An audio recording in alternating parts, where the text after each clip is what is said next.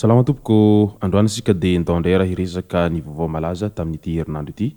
Fantatra amin'izao ankehitriny izao fa nanao fivoriana andiany voalohany ireo solombavamboaka rehetra izay voafidy tamin'ny fifidianana farany teo, izany hoe solombavamboaka vaovao rehetra izany tamin'iny andro omaly iny.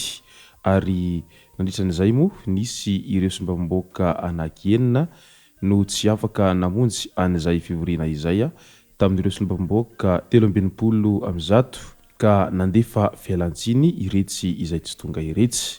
Hita taratra tao anatin'izany fa tena vonona tanteraka ireo solombavamboaka izay ilany ireo hampandroso ny distrika izay misy azy avy ary hitondra ny heteteny vahoaka amin'ny distrikta izay nifidy azy ireo. Ka izay no fakafakaina amintsika ato anatin'ity video ity ka manasika rehetra anaraka an'ity video ity hatramin'ny farany. Aza dino ny milaiky ny video antsika ary tsarovy hatrany ny abony amin'ny chaîne-tsika mba hahafahanao manaraka tsy tapaka ny video izay lefany amin'ny sisy tamotawata gasy toy izao ny fanaovana azy. Tsy ampendrela isika fa avetrany tonga dia vavany ndao ary. Mialoha ny idirantsika amin'izay pitsopitso ny mahakasika ny fivoriana ireo solombavamboaka izay dia tsara ny mahafantatra an'ity vaovao manaraka ity.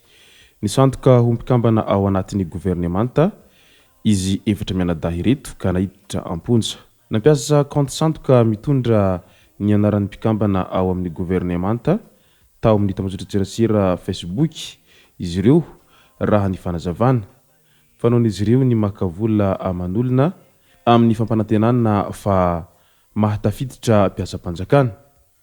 Voasambotra ireto farany tamin'ny volana Mey lasa teo rehefa nanao fikarohana ny polisy avy ao amin'ny cybercriminalité ary efa samby nitomboka any amponja avokoa izy ireo amin'izao ankehitriny izao.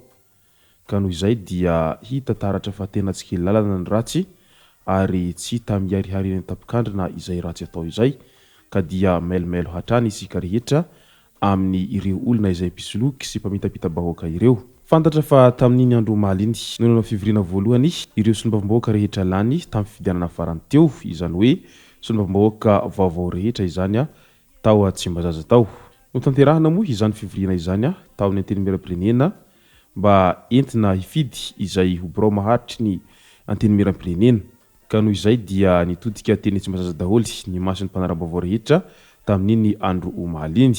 Saingy tonga avokoa moa ireo solombavamboaka rehetra izay ilany izay fa nisy kosa ny enina tamin'ireo 320 mianadahy izay ilany solombavamboaka no tsy tonga ary nandefa ny fialantsiny sahady moa iretsy farany izay tsy tonga teny amin'ny antenimiera-pirenena tamin'iny andro omaly iny. Tsapa sita nandritra izay fivoriana izay tao anatin'ny fandraisam-pitenenana ireo solombavamboaka rehetra izay ilany tonga nanotrona izay fivoriana tao Tsimbazaza izay fa tena samby vonona avokoa ny tsirairay hitondra ny heteteny vahoaka izay nifidy azy tamin'ny distrikta rehetra izay nahalany azy. Fa nanaitra ny maro kosa raha nahita ny fandraisam-pitenenana ny depute anankiray izay voafidy tao Mandoto moa izany ary larana fahatelo izay natolotry ny Antokotima tao Mandoto tao raha vantany vao nandray fitenenana tao anatin'izay fivoriana izay tamina teny frantsay moa no nandraisana an'ity fitenenana ity ka taitra sy talanjana daholo ny rehetra raha nahita any solombavamboaka modeste na idadamody rehefa nandray an'izay fitenenana tamin'ny teny frantsay izay fa toa tsy dia manavanana azy loatra izay miteny frantsay izay ka lasa niteraka resabe tao anatin'ny izay fivoriana izay indrindra fa ireo mpanarambavao rehetra nanaraka an'izay fivoriana ireo solombavamboaka tao Tsimbazaza izay. Ka teo moa samy naneho ny heviny tsirairay raha vantany vao nahita an'izay zavatra nisy eo izay amin'ny ilay hoe tokony mba nasiana fanomanana tsara ihany ilay famakina teny frantsay fa lasa mahamenatra ho iretsy farany. Fa misy ndray ireo milaza fa ny teny frantsay ane ka tsy fitenitsika ka tokony natao tamin'ny teny gasy satria isika ne solombavamboaka malagasy fa tsy solombavamboaka frantsay akory hoy ireo sasany izay naneho ny heviny mahakasika aniny fandraisam-pitenena ny dadamody tamin'ny andro omaly iny ary dia tena nisy ihany koa moa ireo zay menatra raha nahita an'izay satria tena tsy manavanana azy tanteraka izay miteny frantsay izay hoy ireo zay mpanara-baovao ka manaraka hoy ireo rehetra mpanara-baovao dia tokony tsy atao tahaka ny reny fa lasa mandala baraka. Eo amin'ny resaky ny délestage indray dia leo fatapatapahan-jiro lava tsy misy farany ny vahoaka ary hita manerana ny Tananarivo moa izay fatapatapahan-jiro zay ka ny tokony noho ny fatapahan-jiro lavarina zay ny vahoaka teny amin'ny mandroseza iny satria dia tena leo tanteraka izy ireo. Maro loatra ny fahavoazana ateraky ny fatapahan-jiro izy ireo ary mbola tsy nahita vaholana mahitsy ny JIRAMA mahakasika an'izay fatapatapahan-jiro zay. Ny JIRAMA izay manifika ny olana amin'ny fahatarany sambo mpitondra menaka mavesatra fa ny mahatezitra ny vahoaka etsy andaniny anefa ny sady efa simba ny zavatra izy ireo no mbola midangana ihany ny vidin-jiro ka tena tsy rariny izany ho iretsy farany. Loza ho an'ny firenena ny fahapotehan'ny kolontsaina. Manana anjara biriky ho fanitsinany tsy mety misahana ny kolontsaina ireo olombe eto Madagasikara toy ny ray aman-dreny ara-panahy zokiolona sy ireo ambara fa toavinteny.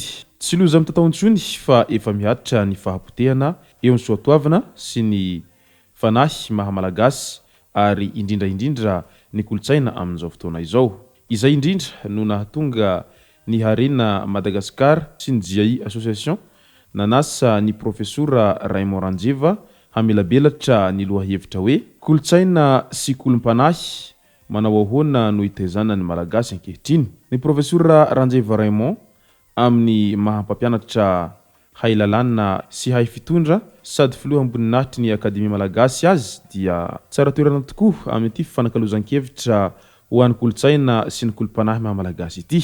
Ny sabotsy teo no nitanterahana izany tetsy amin'ny efitrano safidy Ambatonakanga. No fariparitana nandritra izay ny olana sedran'ny fiarahamonina malagasy ankehitriny ka mitondra fahapotehana eo amin'ny toe-tsaina sy ny ara-panahy ary mampikatso ny fandrosoana amin'ny ankapobeny. Mila fahasahiana isika milaza ny tsy mety sy mandroso vaholana fa tsy mitazana fotsiny hoy ny hafatra lehibe napetraky ny profesora. Ary ny amaranantsika azy dia ny lalao baolina kitra fiadonan'ny tompon-daka ny Eropa tamin'ny iny andro alina iny.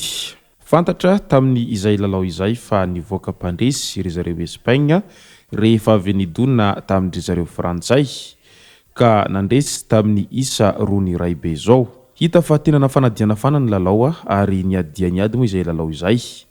Raha vantany vao 7 minitra monja dia efa natafidy baolina ry zareo Frantsay ary tamin'ny minitra fahadimy amby 30 vao vitany zareo Espagne no nasahala an'izay isa izay tamin'ny alalan'ny ilay mpanafika kely mbola tanora an'izy ireo Yamal moa izany izay tena hintan'izy ireo amin'izao ankehitriny izao. Ka Yamal no arak'izany no mpampidi baolina tanora indrindra teo amin'ny tantaran'ny Euro satria mbola vao 40 taona monja ity farany. Ka noho izay dia nody aloha ry zareo Frantsay izay niaraka tamin'ny Kylian Mbappé fa tsy nahita hirika mihitsy nanitra ity lalao fiadiana tompon-daka Eropa ity. Ary ity baolina matindry zareo Frantsay ity moa ny baolina voalohany izay mba tena tafiditra an'izy ireo nandritra izay fanitsanana Euro izay fa tsy mbola nahafaty baolina mihitsy izy ireo fa ny ekipa izay mifandonan'izy ireo foana no mamono tena hatrizay ny fandonan'izy ireo tamin'ny ekipa ary izay no nahatafiakatry izy ireo tamin'izao dingana manasa-dalana izao. Ka izay moa ny lalan'izy ireo ka dia tapitra teo aloha zany nofinofiny Frantsay amin'ity fiadiana tompon-daka ny Eropa tamin'ity taona 2024 ity. Ka miandry izay mandresy amin'ny Pays-Bas sy Angleterre ary izany ry zareo Espagne ary izay no ifandona amin'izareo amin'ny lalao famaranana. Izay sy izay moa no masaka azy naroso tomboko lasy tomboko vavy misaotra antsika rehetra nanaraka an'ity vidéo ity hatramin'ny farany. Aza dino ny milaiky ny vidéo antsika ary tsarovatra ny miabony amin'ny sainina antsika mba afanareo manaraka tsy tapaka ny vidéo zay lefa any amin'ny sisa sy tao atao gasy. Tomboko lasy tomboko vavy mankasitraka dia miratsoa.